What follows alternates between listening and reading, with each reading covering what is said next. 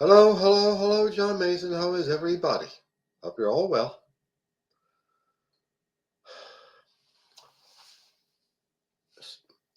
American social history has been full of protest movements.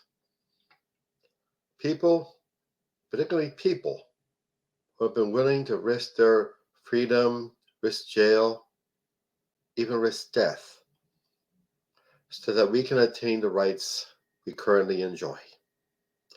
I'm reading lately, let me start by saying I have the most profound respect for the men and women of our armed forces. I happen to have been in the Army myself. So I have no criticism of them personally. I commend anybody who has served their country bravely and nobly. That being said, I'm doing a lot of reading about the protests against the Vietnam War, a totally unjust, unnecessary war which ravaged three countries. It brought shame and disgrace to this country. We weren't any stronger as a country. We were weaker. And there were protests against it among the troops, in Vietnam and stateside. The constant failures, the constant thinking of among the troops, why the hell are we here? Led to a sinking of morale. And the top brass and the Pentagon couldn't help but notice how morale was falling apart, and also the increased use of narcotics among the ranks. Drug abuse was horrible. In active protests within the ranks against the war, like I said, in Vietnam and stateside, were repressed hard. And any personnel that engaged in such activities were punished severely, risking the full wrath of the military's discipline.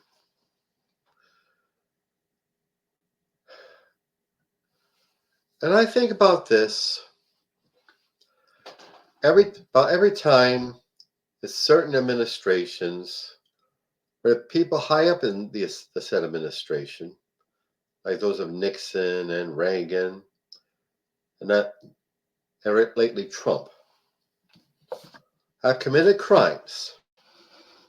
I'm thinking about Nixon expanding the war into Cambodia with the help of his henchman Henry Kissinger, devastating the country. And of course, Watergate. Can't forget Watergate. And also, there's another crime of destabilizing democracy in Chile, which led to the horrible coup d'etat and the repression of the killing of Salvador Allende, and the vicious, brutal dictatorship of Augusto Pinochet. And also, the crimes related to Iran-Contra. And people involved in that, like Ollie North, the poster child for the whole thing, were pardoned by George H.W. Bush. And Nixon was pardoned by Gerald Ford. And of course, Trump gave pardons to his henchmen like Roger Stone and Steve Bannon over the work they did for him, the dirty work. And now it gets way more interesting. Recently, the Supreme Court has ruled in favor of the federal government over jurisdiction of the border with Mexico. said that the federal government has that jurisdiction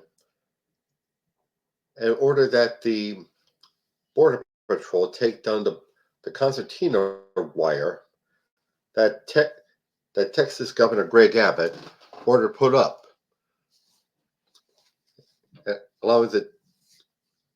And of course, there's the terrible rhetoric of talking about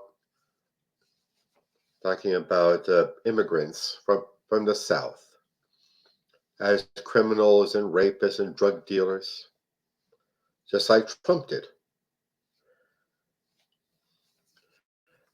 And now Abbott is urging other Republican-controlled states to send their National Guard units over to Texas. I mean, it's a direct challenge to the federal government. I believe that was criminal prosecution. I believe that Abbott and DeSantis and any other politician in office like them should be punished with the full force of the federal government. But they can't be compared to the protesters against such injustices as oppression of immigrants, oppression of people of color, oppression of women, oppression of LGBTQ people, etc.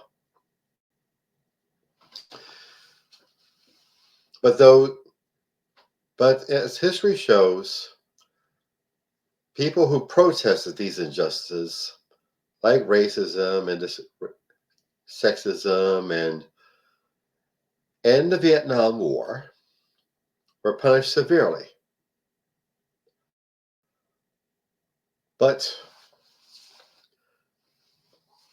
people in Republican administrations, Dominions and Republican administrations who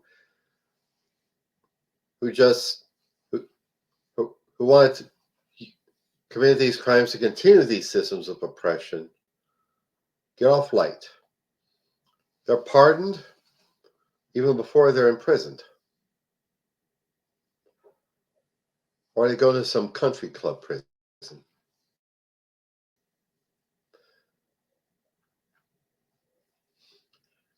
In other words, the whole system is skewed in favor of people in power, putting down people not disempowered, people who are helpless, people who are trying to fight back against systems of oppression. But is there hope? But of course you ask now, Mason, is there ever any hope? A glimmer. Recently, the D.C. Circuit Court of Appeals just issued a historic decision limiting presidential immunity. In other words, Donald Trump is not immune from criminal prosecution and can be tried for attempting to interfere with the peaceful transfer of power after the 2020 election. Even the President of the United States, Trump, can be prosecuted.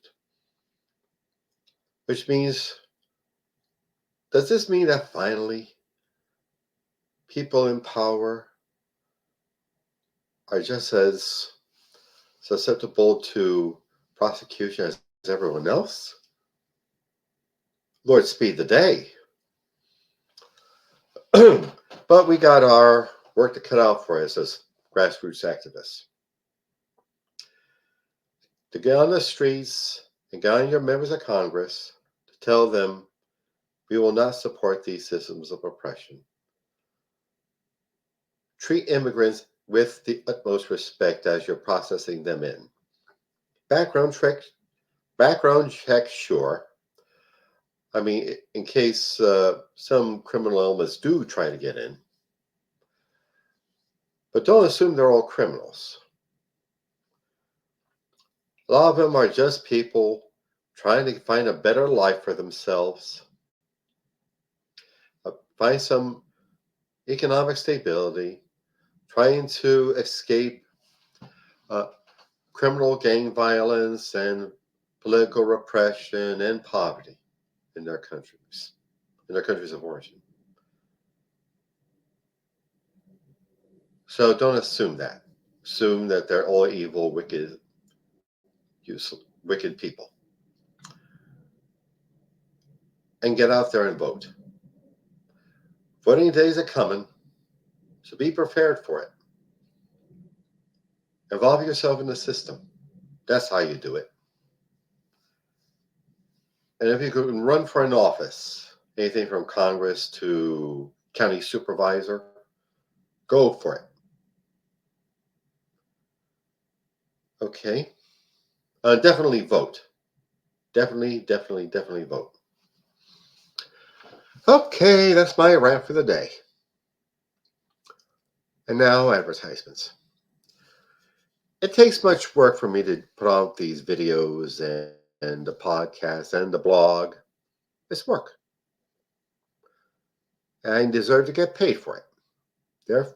And I need the money to move my work forward, take it to a higher level. Therefore, I ask people to check out the website, johnomason.com, rolling against your screen, rolling underneath your screen, and get on the buttons for either buy me a coffee or PayPal. I donate whatever you can. Trust me, I greatly appreciate it. And also, my novel, Soldier of the Cross, is available on Amazon.com. It's the story of David Lucas, who, as a young man in the early 60s, is a drunk and a horde chaser and a school bully. He gets in trouble in the army. He becomes a born-again Christian, trying to be a manly man for Jesus, a militant, a soldier for Jesus. But the way he goes about it leads him to disaster. Please purchase my book, my novel, Soldier of the Cross, on Amazon.com. Thank you. And also, Hemperific is a lovely little CBD product store located on Snyder Avenue near 15th Street in South Philadelphia. There you'll find some of the finest cannabis-infused products. Gummies and candies and lip balm and hand sanitizer and flour and dog treats. Yep, dog treats. They got them. Look them up, please. Right here, this HemperificLLC.com. Right there. And also my beloved and Korean business coach, Michelle Snow. Michelle is excellent in helping you develop your professional career or small business. Let you know what you're doing right, where you need work, and help you network with other up-and-coming entrepreneurs and small business people and professionals. Look her up, please, at growwithsnow.com. Scrolling underneath at the bottom of your screen. Okay. Like I said, my work is, I'm a one-man show pretty much. I'm my own editor and producer and host. And so, like I said, I need to move my career upwards and higher. And I also want America to move upwards and higher to what we're supposed to be, this beacon of democracy, like we always brag about ourselves to being. But we've slipped into oligarchy, and we can't have that.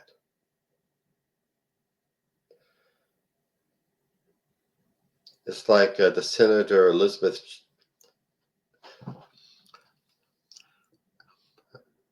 I forgot her name now. It won't come to me. Like they say, if you're Not at the table, you're on the menu. So if it's an oligarchy, and the heads of this oligarchy make decisions, it won't be for our benefit, it'll be for their own class. And we'll be the victims of their decision making. Okay? I bid you, thank you very much. Take care. Bye.